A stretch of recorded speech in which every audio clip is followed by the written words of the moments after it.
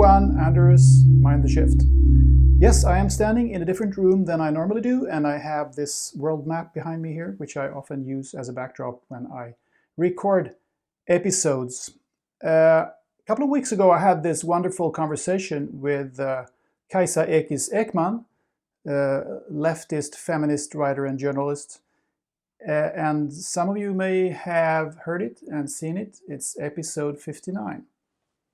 And as always, there were a couple of questions still on the table as we finished. And we just briefly, towards the end of the conversation, touched upon possible differences between men and women.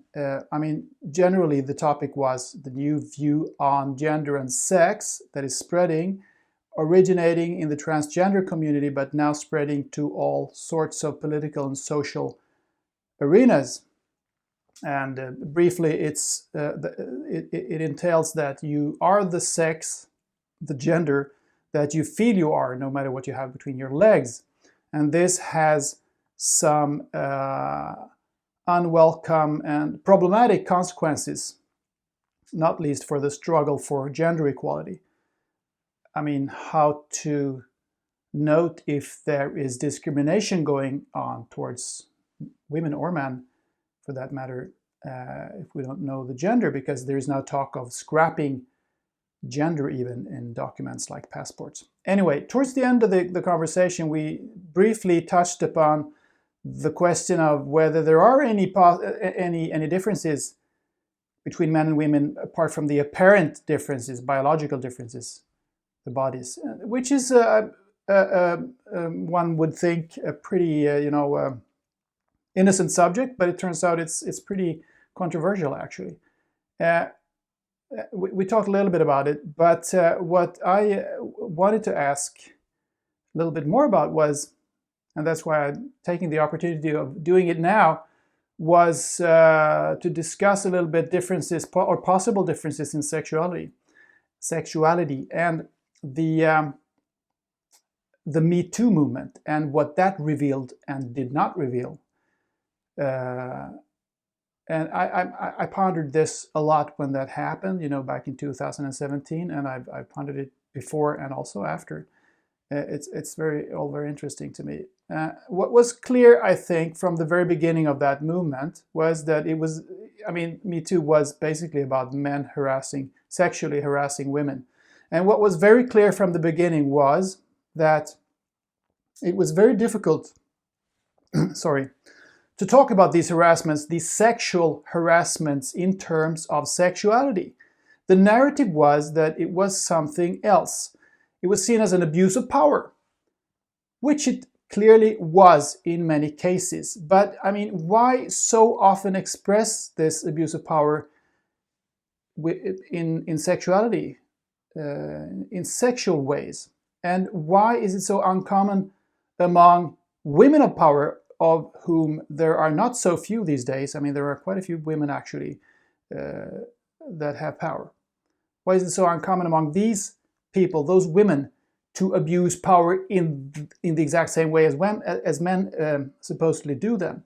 Like groping young men and whatever, what they would do, those are questions that I asked myself, and it might be the case that women do that, but it goes undocumented, that men won't talk about it. I don't know. I find it a bit hard to believe, but I'm happy to be convinced that this is actually the case. So we'll see about that.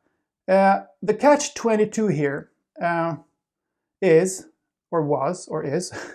I discovered that it's virtually impossible to be taken seriously if you both claim that there is some difference in sexuality and you condemn sexual harassments as much as anybody else.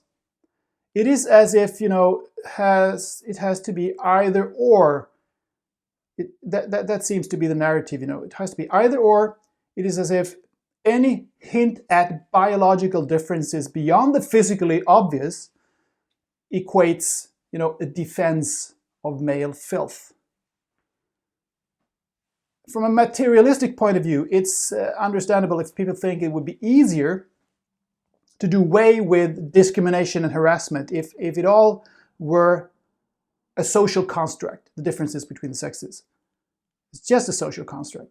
But on the other hand, it would seem a bit odd to imagine that humans would be the only animal. I mean, for a materialist, humans are just another animal. So it would seem a little bit odd if humans were the only animal that had evolved beyond differences in sexuality between sexes.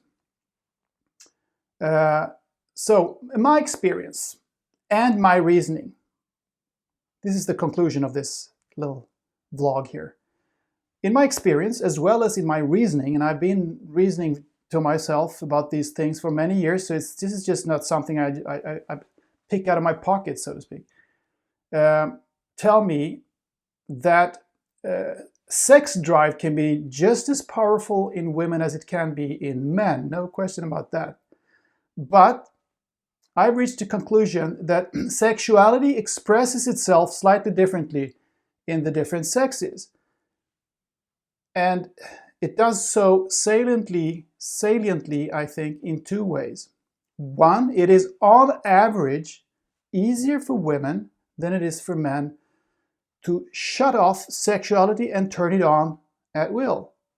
And two, sexuality is on average more focused on the visual impression for men than it is for women.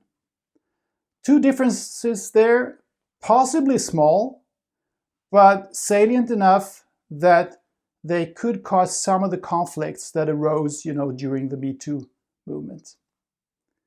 Now, I will be elaborating on this topic and publish an essay on Medium. You can follow me on andersbolling.medium.com. And I will also do a solo episode about this. Now, you have a wonderful weekend. Love you. See you next time. Bye-bye.